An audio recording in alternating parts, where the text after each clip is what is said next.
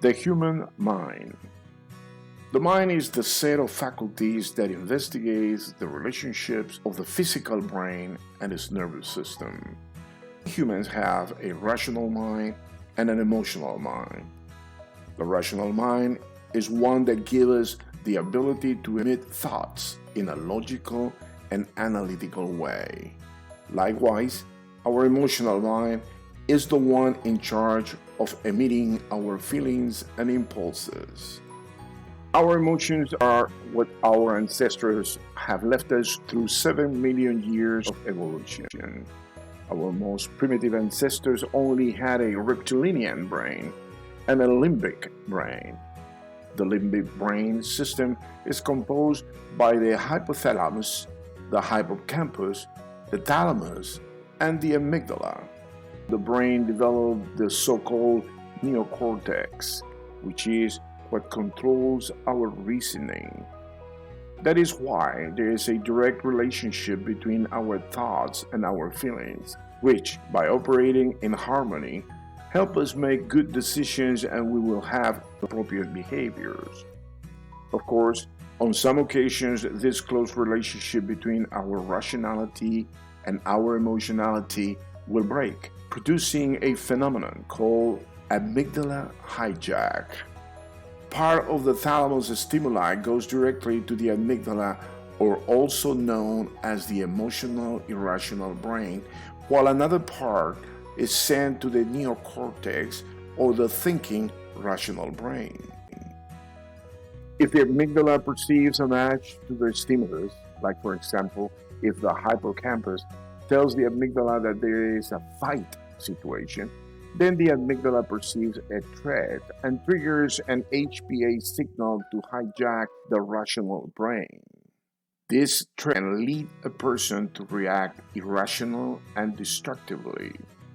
This activity processes information milliseconds earlier than the rational brain. So in case of a match, the amygdala acts before any possible direction from the neocortex can be received.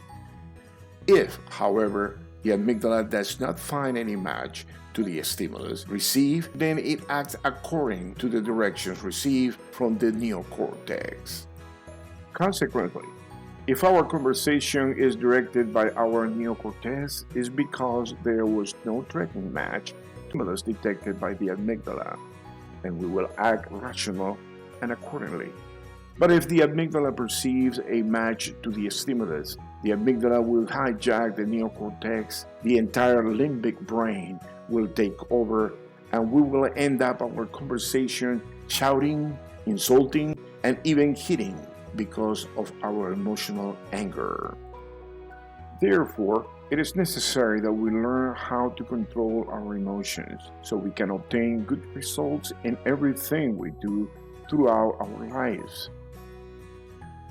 So this brief explanation indicates IQ it is not the only necessary method to achieve a good future, since emotional intelligence gives us the tools that will help us moderate our intellectuality and will help us to correct many mistakes we made during our personal development.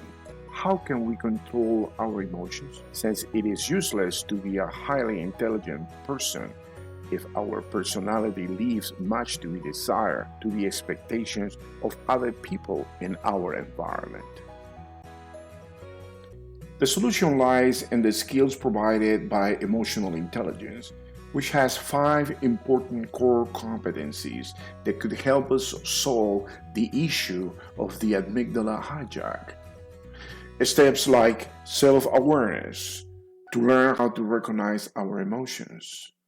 Self-regulation, to know how to control them properly. Self-motivation, to keep our motivation high and reject our negative emotions. Empathy, to not only recognize our negative emotions but also recognize the negative emotions in others and to learn how to turn them into positive emotions. And self-management, most importantly, to learn how to apply our ability to manage our relationships with others. This important competency will allow us to prevent safety errors, and avoid injuries and fatalities anywhere we are. Therefore, we must learn to recognize and reject our negative emotions and focus on cultivating our positive emotions in all we do to inspire, coach, and lead as the transformational leaders we are.